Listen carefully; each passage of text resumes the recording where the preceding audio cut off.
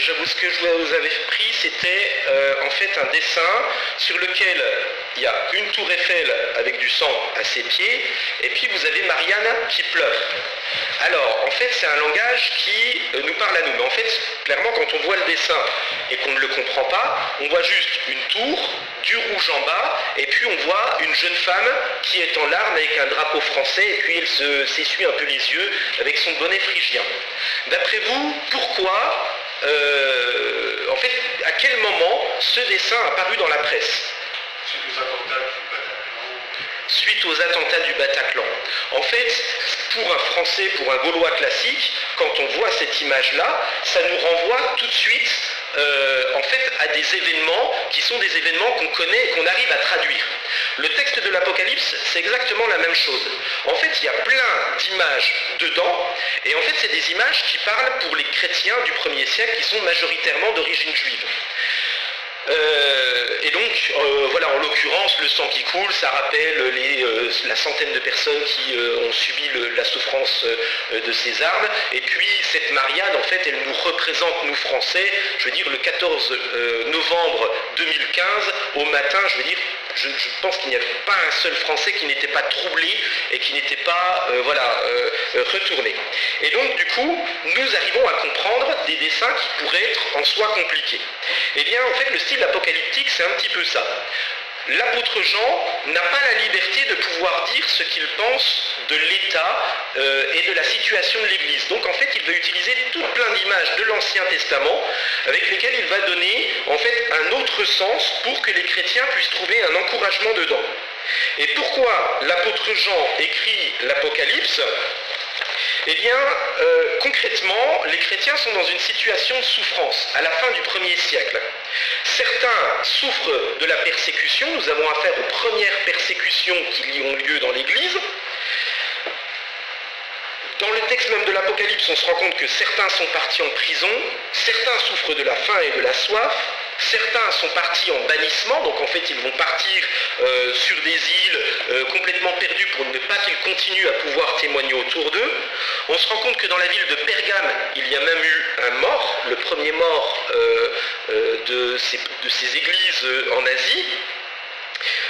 Du sang a été versé, et puis en Apocalypse au chapitre 20, on voit même qu'il y a des gens qui ont été décapités à cause de leur foi. Donc on se rend compte qu'il y a vraiment une situation de trouble dans l'Église. Et les chrétiens, pourquoi ils ne peuvent pas s'exprimer librement ? Parce que l'empereur, eh bien, à partir de cette époque-là, commence un petit peu à verrouiller les choses. Les empereurs, à partir de ce moment-là, demandent à être priés et adorés, au point même que l'empereur Domitien, qui est l'empereur à cette époque-là, va construire et va faire graver son image à côté de Jupiter et de Junon. En fait, ce que demande l'empereur, c'est être adoré par tout le monde, et on n'a pas le droit de dire que quelqu'un est Seigneur et Dieu, hormis l'empereur. Donc pour vous donner un petit peu l'image. Donc en fait, vous n'avez pas le droit de dire que Jésus-Christ est votre Seigneur et votre Dieu. En fait, c'est quelque chose d'assez retournant, c'est quelque chose qui nous surprend aujourd'hui, mais dans l'époque de l'Empire romain, on n'a pas le droit de pouvoir se réunir en assemblée et de pouvoir proclamer Jésus comme son Seigneur. Donc vous vous rendez compte des enjeux spirituels qui se trouvent derrière. Et du coup, l'Église, elle a une réaction face à tout ça. Parmi l'Église, soit il y en a certains qui vont tenir ferme et qui vont souffrir les souffrances que je vous ai citées tout à l'heure, et puis il y en a d'autres bien qui vont se dire, eh bien, on va peut-être commencer à essayer de cacher notre foi. Ils vont commencer à rentrer dans un déclin spirituel, ils vont certaines fois faire une sorte de syncrétisme religieux, donc en fait, ils vont aller au culte de l'empereur, puis quand ils ressortent, ils disent, oh pardon Seigneur, puis ils veulent retourner à l'Église, puis ils ne se rendent pas compte qu'en fait, ils ne sont pas tout à fait dans un droit chemin. On recherche des compromis, et donc voilà dans quelle situation se trouve l'Église. Alors j'aimerais vous dire ce matin, peut-être que vous êtes éprouvés, peut-être que vous avez même à certains moments, vous savez, des moments où vous n'avez pas envie d'exposer votre foi parce que vous avez peur que ça vous fasse perdre votre emploi, ou bien même des fois on a des situations dans la vie qui sont des situations compliquées. Je me souviens à Besançon d'un frère qui avait 30 ans, qui un jour rentre chez lui, Et puis il voit les pompiers qui sont en train de défoncer la porte. Alors il les regarde avec un sourire un peu naïf en disant « attendez, j'ai les clés, je vais vous ouvrir », sans comprendre ce qui était en train de se passer. Son épouse, qui avait 27 ans, est morte d'une rupture d'anévrisme. Il se retrouvait seul en tant que papa avec un bébé de 6 mois. Bref, c'est affreux, mais c'est des choses que nous pouvons vivre certaines fois dans l'Église. En fait, des fois, on est un petit peu naïf, on pense qu'en priant, eh bien, tout se solutionne. Mais alors qu'en fait, il y a vraiment des situations qui sont compliquées. Situations compliquées, on en parlera la semaine prochaine, puisqu'on aura le dimanche de l'Église persécutée. Quand en Corée du Nord, eh bien, vous avez votre papa ou votre maman, qui d'un coup, il y a la police qui vient défoncer votre porte, et puis qui va les enfermer dans un camp de concentration, où vous n'aurez plus jamais de nouvelles de leur part, simplement parce qu'ils sont chrétiens. Et c'est ce que vivent les chrétiens du 1er siècle, et c'est peut-être ce que certains parmi nous ont vécu. On a des frères et sœurs d'Éthiopie qui commencent à venir rejoindre l'Église. Le pasteur a dû quitter le Soudan, et c'est un réfugié politique. Pourquoi ? Parce qu'il n'a pas le droit, en Éthiopie, qui est un pays, au Soudan, qui est un pays musulman, d'être pasteur. Et donc il est obligé de venir se réfugier ici. Et qu'est-ce que Dieu fait dans tout cela ? Eh bien, c'est le but de l'Apocalypse. L'Apocalypse est là pour nous dire que Dieu reste bien aux commandes. Alors peut-être que vous êtes venus ce matin en étant éprouvés, en vous posant même la question sur votre foi, est-ce que ça vaut bien le coup de combattre le bon combat ? Eh bien, c'est ce que l'on va lire. Dieu reste aux commandes, et je vous invite donc à lire Apocalypse au chapitre 4. Pardon, j'essaye de retrouver, j'ai fait un peu de... J'ai mélangé mes papiers, d'habitude j'essaie de faire bien attention, voilà, pardon. Voilà, je vous invite donc à lire Apocalypse au chapitre 4. Après cela, je regardais et voici une porte était ouverte dans le ciel. La première voix que j'avais entendue, comme le son d'une trompette, et qui me parlait, dit « Monte ici, et je te ferai voir ce qui doit arriver dans la suite. » Aussitôt je fus saisi par l'Esprit.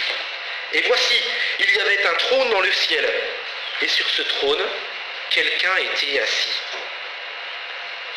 Celui qui était assis avait l'aspect d'une pierre de jaspe et de sardoine, et le trône était environné d'un arc-en-ciel semblable à de l'émeraude. Autour du trône, je vis 24 trônes, et sur ces trônes, 24 vieillards assis, revêtus de vêtements blancs, et sur leurs têtes des couronnes d'or. Du trône sortent des éclairs, des voix et des coups de tonnerre. Devant le trône brûlent 7 lampes ardentes, qui sont les 7 esprits de Dieu. Il y a encore devant le trône comme une mer de verre, semblable à du cristal. Au milieu du trône et autour du trône, il y a 4 êtres vivants, remplis d'yeux devant et derrière. Le premier être vivant est semblable à un lion. Le deuxième être vivant est semblable à un veau. Le troisième être vivant à la face d'un homme. Le quatrième être vivant est semblable à un aigle qui vole. Les 4 êtres vivants ont chacun 6 ailes. Ils sont remplis d'yeux tout autour et au-dedans. Ils ne cessent de dire jour et nuit, Saint, Saint, Saint est le Seigneur Dieu, le Tout-Puissant, qui était, qui est et qui vient. Et quand les êtres vivants rendent gloire, honneur et action de grâce à celui qui est assis sur le trône, à celui qui vit au siècle des siècles, les 24 vieillards se prosternent devant celui qui est assis sur le trône. Ils adorent celui qui vit au siècle des siècles. Et ils jettent leur couronne devant le trône en disant « Tu es digne, notre Seigneur et notre Dieu, de recevoir la gloire et la puissance, car tu as créé toutes choses. Et c'est par ta volonté qu'elles existent et qu'elles ont été créées. » En fait, on rentre vraiment dans le ciel, on rentre vraiment dans une vision glorieuse, mais hélas, j'ai envie de dire, certaines fois, en fait, on se bute sur certains trucs dans ce texte, et on se dit, mais qui sont ces 24 vieillards? Qui sont ces 4 êtres vivants? Et en fait, on est un peu frustré, parce que la louange, elle est belle, on a envie, en fait, d'être au milieu de ces 4, puis en fait, on ne comprend pas trop qui est derrière. Alors, je vais essayer de vous faire comprendre un petit peu ce qu'il y a derrière ce texte. Tout d'abord, l'apôtre Jean est en train de nous ouvrir une porte dans le ciel. Et en fait, ces chrétiens du 1er siècle qui vivent des situations qui sont perturbées et complexes ont besoin de se rendre compte qu'alors que tout est en train de bouger autour d'eux, alors qu'en fait ils vivent des fois des véritables séismes intérieurs, des véritables séismes dans leurs émotions, eh bien l'apôtre Jean leur dit, on va s'élever un petit peu. Et puis on va écouter celui qui nous dit, monte auprès de moi et je te ferai voir ce qui se passe. Et alors que tout bouge, il y a des situations hyper complexes dans dans la vie, eh bien l'apôtre Jean est en train de l'amener à un endroit où il n'y a rien qui bouge, auprès de quelqu'un qui est fixe et qui n'a peur de rien. Et en fait c'est super rassurant. Vous savez, quand vous n'allez pas bien émotionnellement, et puis d'un coup vous avez quelqu'un qui est un véritable roc que vous découvrez à vos côtés. En fait, Jean est en train de rentrer dans le ciel. Spirituellement, il est en train de voir ce qui se passe en haut. Et en fait, pourquoi Jean réagit comme ça? C'est parce qu'il sait que les chrétiens, et même lui-même, ont besoin de faire le plein de la présence de Dieu. En fait, quand on a des situations qui nous troublent, eh bien avant de s'agiter en disant « Oh, qu'est-ce qu'il va falloir que je fasse ?» En fait, ce texte nous dit « Arrête !» Commence déjà par contempler ce qu'il y a là-haut dans le ciel. Vous savez, des fois, en fait, notre première réaction quand il y a des maladies autour de nous, des situations complexes autour de nous, on a envie vite de s'agiter, de faire plein de papiers administratifs et tout ça. En fait, ce texte, il nous dit, arrête de t'agiter. Arrête. Calme-toi, rentre dans la présence de Dieu. Et en étant dans la présence de Dieu, tu vas voir en fait qu'il y a quelqu'un qui est stable autour de toi, au-dessus de toi. Ils doivent comprendre que l'opposition du monde n'est pas un accident ou un parcours imprévu dans le plan de Dieu. En fait, toute l'opposition qu'ils vivent ne change pas le plan de Dieu pour eux. Jean nous montre dans ce chapitre que les choses ne sont pas ce qu'elles semblent être. Vous vous souvenez, la dernière fois, je vous avais parlé d'une pièce de théâtre. En fait, à prime abord, ces chrétiens, ils voient plein d'agitation dans la pièce de théâtre, on a l'impression que c'est les méchants qui dominent. Et tout d'un coup, il y a un rideau qui tombe, et on voit les armées célestes, et on voit le Père qui est souverain sur toute la situation. En fait, c'est ce qui se passe dans le livre de l'Apocalypse, dans les chapitres 4 et 5. Et voilà la description que Jean va nous donner. Donc tout d'abord, il l'invite donc à monter, voilà, monte ici, je te ferai voir. Et celui qui l'invite à monter auprès du Père, c'est Jésus-Christ. C'est par lui et avec lui, et dans une pleine confiance, qu'il vient nous prendre par la main et nous présenter celui qui est souverain sur toutes choses. Et alors qu'à première vue, on aurait tendance à voir une église faible, une église qui est totalement abandonnée, eh bien Jean reçoit ces vérités fondamentales.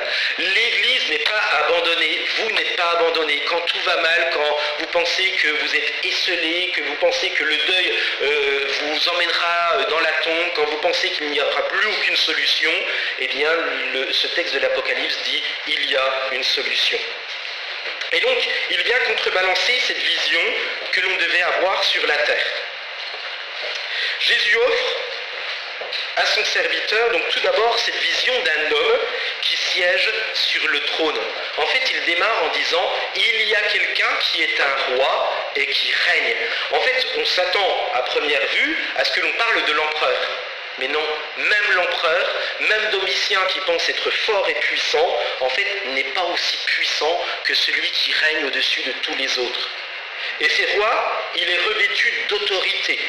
Son aspect, il est semblable à des pierres scintillantes. En fait, le jaspe et le sardoine dont il est parlé ici, je crois que voilà, c'est le jaspe et le sardoine, c'est pour dire qu'en fait, il rayonne. Vous savez, un peu comme lorsque vous voyez ces bijoux là dans les films et tout ça, vous savez, vous avez l'impression qu'il y a plein de paillettes autour, ça resplendit, mais en fait, c'est dans l'identité même de ce roi. Ce roi resplendit, il rayonne, on ose tout juste le regarder tellement qu'il est couronné de gloire, d'honneur, de triomphe.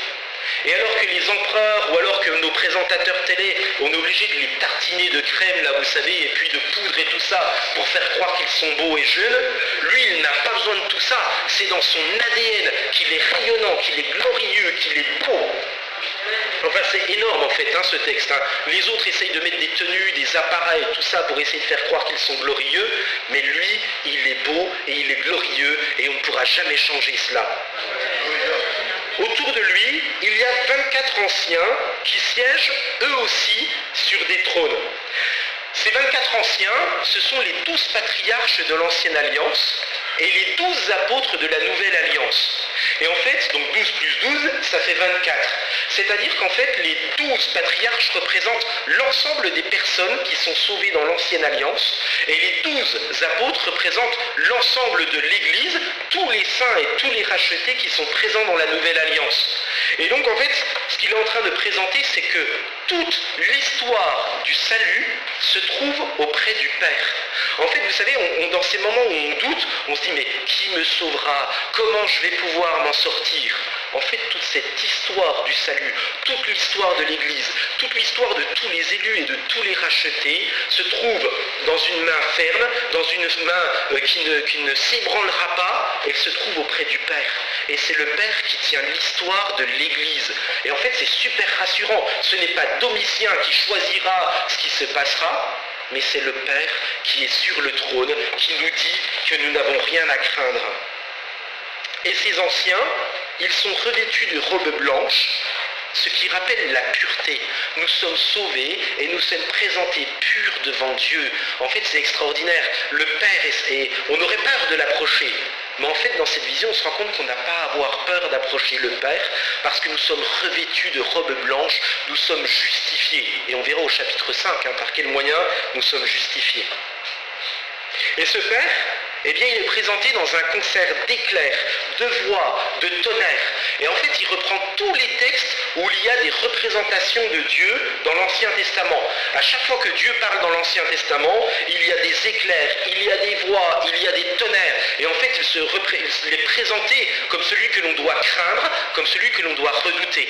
Alors, je fais bien attention dans le mot craindre que je choisis, on ne doit pas avoir peur de lui. Mais on doit le craindre. Vous savez, un peu comme un enfant qui à un moment sait que face à son papa, il doit bien se comporter. Et en fait, c'est un petit peu dans cette attitude. C'est une sainte crainte de Dieu. On n'a pas à avoir peur de lui, mais on se doit se tenir dans une sainte crainte. C'est lui qui est au-dessus de tous les phénomènes les plus surprenants, vous savez. Et donc, il est là, et donc il se présente vraiment comme le Dieu qui vient se manifester auprès de son peuple et qui vient se présenter dans l'intimité. Et puis on a l'utilisation symbolique de ce chiffre 7 qui parle de l'Esprit de Dieu qui est répandu sur toute la terre. Et en fait, toujours pareil, dans cette signification du chiffre 7, c'est pour dire, mais Dieu connaît toutes choses. En fait, les 7 esprits de Dieu qui parcourent toute la terre, c'est pour dire que Dieu connaît tout ce qu'il se passe. Et en fait, vis-à-vis de ces anciens qui sont autour de ce trône, il est en train de dire, mais je connais la situation dans laquelle vous êtes, mais cela ne m'empêche pas de régner et de dominer. Vraiment, c'est super rassurant. Mettez-vous à la place des frères de Pergame qui ont vu leur frère qui est mort à cause de la foi, et en fait, le Père est en train de dire, mais j'ai bien vu cette situation. Mais croyez-moi, je suis toujours le même Dieu qui règne, et cela ne m'empêchera pas de régner et de dominer sur toutes les situations. La mer de verre est semblable à du cristal, et elle représente la voûte du ciel qui soutient le trône de Dieu. Cette mer de cristal, elle représente la pureté, la sainteté, la gloire qui vient maintenir le trône de Dieu. Notre Dieu ne règne pas comme les autres rois. Domitien, pour montrer sa puissance, vient frapper, vient tuer, vient diviser pour mieux régner. Mais en fait, notre roi règne par la justice, par l'amour, par la bonté, par la pureté. Et en fait, c'est extraordinaire. Les chrétiens n'ont pas à se rebeller contre cet empire romain. Et s'ils meurent persécutés, eh bien, c'est un honneur et une gloire. Et ils n'ont pas à essayer de tuer les soldats ou quoi que ce soit. Ils savent que la pureté est leur étendard. Nous sommes appelés à vivre dans la pureté, à vivre dans l'amour et à représenter le royaume de notre Père. Et puis ensuite, nous avons affaire à ces 4 êtres vivants. Et Jean va faire quelque chose de spécial. Il reprend la vision d'Ézéchiel. Vous savez, à un moment, Ézéchiel parle de 4 séraphimes, 4 anges, je ne sais pas dans quel nom vous avez dans votre Bible. Et puis Ésaïe lui-même, lorsque Dieu vient se manifester à lui, parle de 4 êtres célestes. Alors le mot hébreu est des kérouvim. Et en fait, on se rend compte que les textes ne mettent pas les mêmes significations dans Ézéchiel ou dans Ésaïe.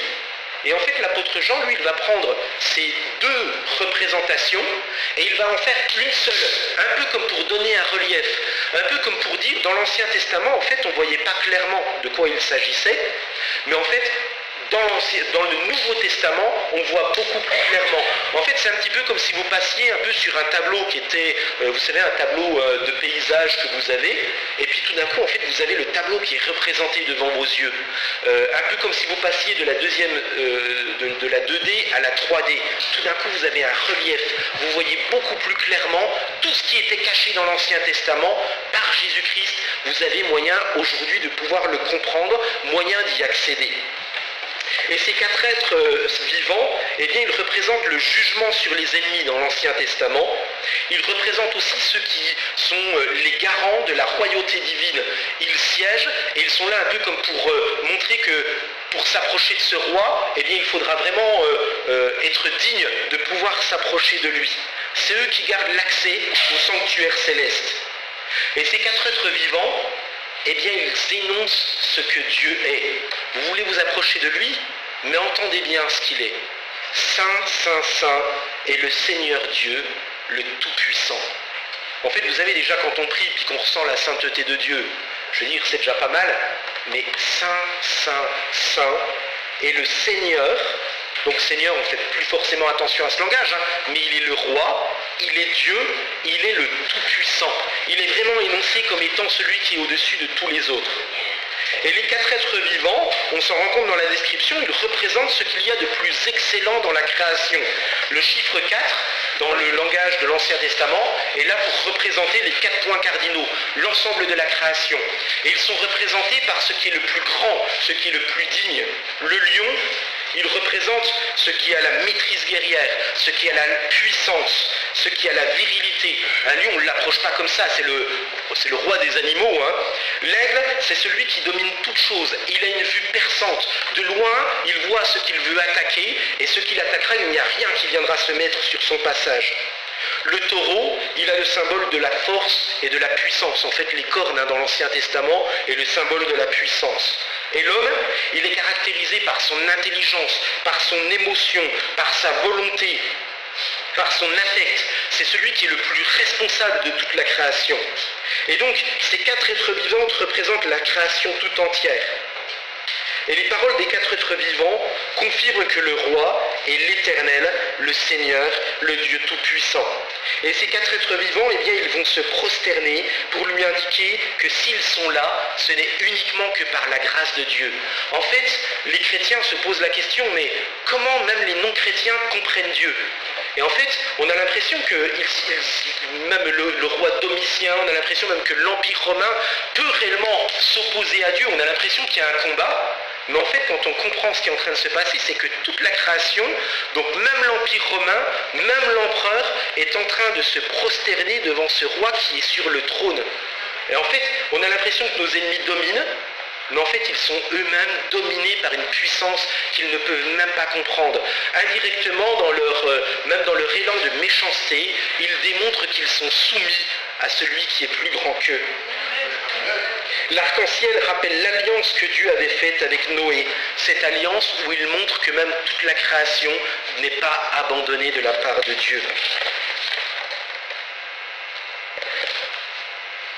Enfin, le chœur termine par la louange à celui qui est notre Seigneur et notre Dieu.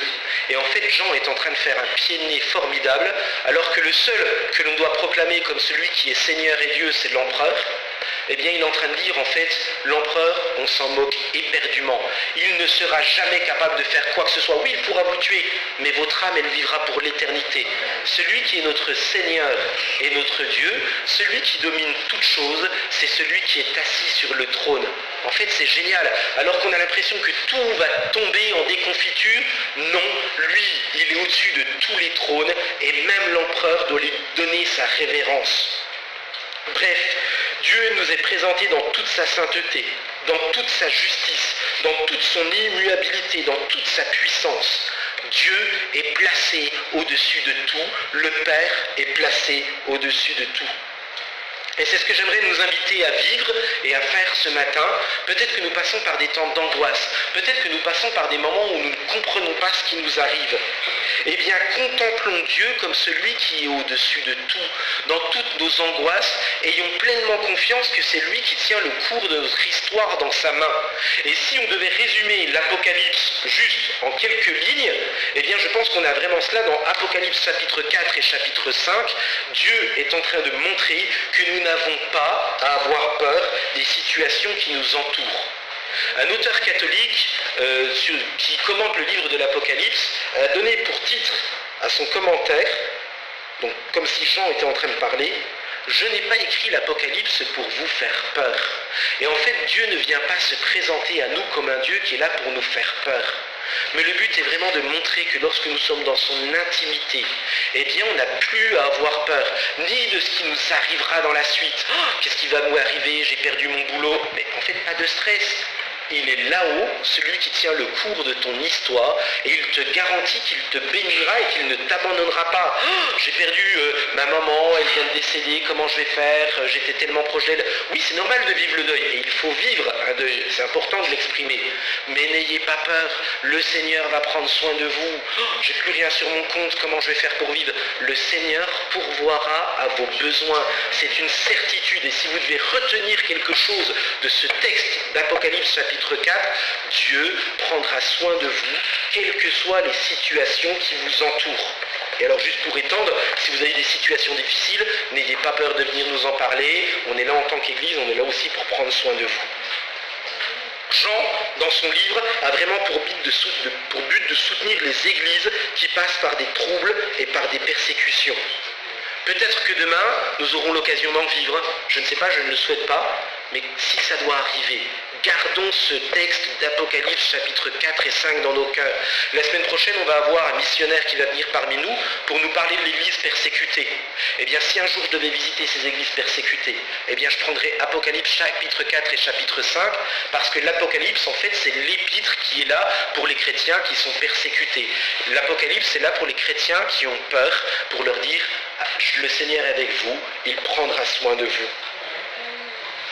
Et sans même vivre tous les troubles intenses que nous voyons dans l'Apocalypse, Dieu se révèle comme celui qui voit nos larmes, comme celui qui voit nos souffrances. Il ne reste pas indifférent vis-à-vis de cela, mais il nous appelle comme Jean en disant « Allez, viens auprès de moi et je vais te montrer ce qui va se passer. Sois calme, sois confiant, que nous puissions vivre dans l'intimité avec notre Père. » Dieu veut montrer qu'il reste présent. Et si à vue humaine, nous semblons être dans des situations où tout semble s'ébranler, eh bien Jean nous ouvre les coulisses du ciel et par notre Seigneur Jésus-Christ, nous avons accès dans la prière auprès de celui qui reste stable. Le Seigneur nous dit, arrête de t'agiter, arrête de stresser, regarde au ciel, que tes yeux pénètrent dans le sanctuaire céleste parce que tu peux t'en approcher, parce que tu es revêtu de cette robe blanche qui te permet de pouvoir regarder vers ton Père. Et c'est à partir de ce moment-là que tu pourras voir clairement tout ce qui est en train de se passer autour de toi et que tu te rendras compte que tu peux vivre dans la stabilité. Et puis notre texte va continuer, on va le voir dans 3 semaines, avec le chapitre 5, il va pouvoir nous dire pourquoi nous pouvons nous approcher auprès de notre Père dans une pleine confiance.